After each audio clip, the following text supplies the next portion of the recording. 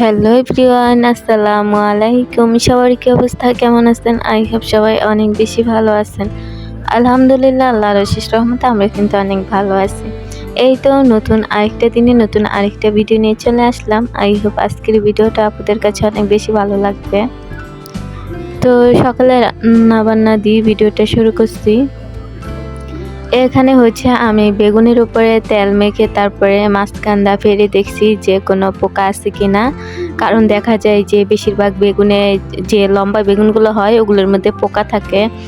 তো দুটোটা বেগুনই মাশাল্লাহ ভালো ছিল, তো ওগুলোর উপরে তেল মেখে তারপরে হচ্ছে পোড়া দিয়ে নিলাম আস্তে আস্তে ভর্তা করার জন্য। আর এখানে ইলিশ মাছের লেজা ভর্তা করব, তো ওটাকে একটু ভেজে নিতেছি। তো ওখানে হচ্ছে ইলিশ মাছের লেজাটা প্রথমে আমি ডোলে সকল কাটা বেছে নিছি, নেওয়ার পরে হচ্ছে লবণ, তারপর অনেকগুলো কাঁচা পেঁয়াজ, তারপরে হচ্ছে অনেকগুলো ধনিয়া পাতা দিয়ে আমি মজার একটা ভর্তা করে নেব। এখানে হচ্ছে শুকনো মরিচ দিয়ে ভর্তাটা করছি, পাশাপাশি হচ্ছে আমি অনেকগুলো কাঁচা পেঁয়াজ সাথে ভাজা পেঁয়াজও অ্যাড করছি যাতে ভর্তাটা বেশি মজা হয়, আর অনেকগুলো ধনিয়া পাতা দিব। তো সর্বশেষে হচ্ছে আমি একটু সরিষার তেলও দিয়ে দেব যাতে এর টেস্টটা আরও বেশি ভালো আসে। আলুর ভর্তা বলেন, যে কোনো ভর্তাতে যদি সরিষার তেল ব্যবহার করেন তাহলে দেখবেন যে ভর্তাটা খেতে আরও বেশি মজার হয়। তো এখানে সব কিছু অ্যাড করে ভালো করে একটু ঢলে নিতেছিলাম, একেবারে ডলা যাবে না তাহলে ভালো লাগবে না।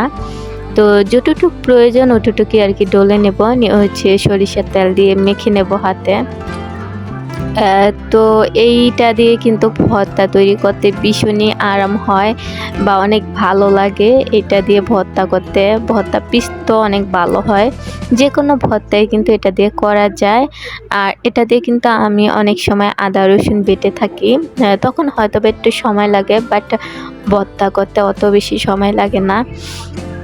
তো এখানে হচ্ছে আমি একটু সরিষার তেলও অ্যাড করে দিলাম। সরিষার তেল দিলে আমার কাছে ভীষণই ভালো লাগে। আর আলহামদুলিল্লাহ ভর্তা দিয়ে পেট ভরে ভাত খেয়ে তারপর যে থালা বাসনগুলো ছিল সকালে ওগুলো হচ্ছে ধুয়ে নিতেছিলাম, কারণ এগুলো রেখে যদি আবার রান্না বান্না করতে যাই দুপুরে তাহলে দেখবো যে অনেক কাজ একসাথে হয়ে জমা হয়ে যাবে। তো ভাবলাম যে এক এক করে একটু করি, কাজ গুছিয়ে নেই, একসাথে করতে গেলে দেখবেন যে সময়ও বেশি লাগে, আবার দেখা যায় কষ্ট বেশি হয়। তো অল্প অল্প করে সাথের কাজ সাথে করে নিলে আর তেমন কষ্ট হয় না। তো রান্না বান্না করে সকালের খাওয়া দাওয়া করে প্লেটগুলো ধুয়ে পরিষ্কার করে আবার কিছুক্ষণ পরে হচ্ছে দেখা যায় যে দুপুরে রান্না রক্ত হয়ে যাবে, তখন আবার দুপুরের জন্য রান্না করতে হবে। তো এগুলো রেখে যদি আমি কিছুক্ষণ বসে থাকি তাহলে দেখা যাবে যে অনেকগুলো থালা বাসন, তাছাড়া প্যাঁচগোছ লেগে যাবে, কাজের কোনো পাবো না। আর আপনি যদি সাথের কাজ সাথে করে নেন সময় অল্প লাগে, প্লাস হচ্ছে আপনার পরিশ্রমও কম লাগে। তো এই কারণে আমি সবসময় সাথের কাজটা সাথেই করে নিই। আর এখানে হচ্ছে আমি ডাল রান্না করতেছিলাম, তা আবার মূলা দিয়ে। আর এটা আমি এর আগেও একবার রান্না করছি, এত মজার হয়েছে যে দ্বিতীয়বার রান্না না করে পারলাম না। তো মুসুরি ডাল আর হচ্ছে মূলা দিয়ে ভালো করে রান্না করে নিছি, মানে সিদ্ধ করে নিছি, তারপরে হলুদ আর লবণ দিয়ে অনেকটা ডাল যেভাবে রান্না করি ওইভাবেই প্রসেস। তারপরে হচ্ছে আমি শেষে বাগার দিব। তো এখানে হচ্ছে রসুন পেঁয়াজ, সাথে কিন্তু একটু আমি জিরা আর কি ফোড়নি দিছি যাতে ভালো লাগে খেতে। আর আমি কিন্তু যখন এগুলো প্রথমে রান্না করছি তখন কিন্তু অনেকগুলো কাঁচামরিচ মাঝখানে ফেলে দিছি যাতে জাল হয়। এখানে কিন্তু আমি কোনো শুকনো মরিচ অ্যাড করিনি, মানে ওই শুকনো গুঁড়ো মরিচটা। তো আলহামদুলিল্লাহ খেতে অনেক ভালোই ছিল। মূলা এভাবে রান্না করে খেয়ে দেখতে পারেন, অনেক কিন্তু ভালোই লাগে, খারাপ লাগে না। তো মোটামুটি সব সময় দেখা যায় যে মাছ মাংস ভালো লাগে না, কখনো মন চায় একটু ভর্তা বা একটু ডাল বা অন্য কোনো একটু নতুন স্বাদ খেতে আর কি নতুন স্বাদের কোনো রেসিপি খেতে ইচ্ছে করে। আর এইসব জিনিস খেতে কিন্তু বেশি অনেক ভালো লাগে। তারপর হচ্ছে বেশিরভাগই আমি কিন্তু ইলিশ মাছটা সর্ষে ইলিশ রান্না করি। সর্ষে ভাপা বলেন, সর্ষে ইলিশ বলেন, এগুলো কিন্তু খেতে বেশি ভালো লাগে। তো সর্ষে ভাপা আমি রান্না করিনি কখনো নিজের হাতে। কিন্তু সর্ষে ইলিশ অনেকবারই রান্না করা হইছে। তো এখানে সর্ষে ইলিশটা কিন্তু প্রায় মোটামুটি রান্না করা শেষ। তারপরে হচ্ছে আমি আর তেমন কিছু রান্না করব না। ডাল রান্না আর হচ্ছে সর্ষে ইলিশ রান্না দিয়ে খাওয়া হয়ে যাবে।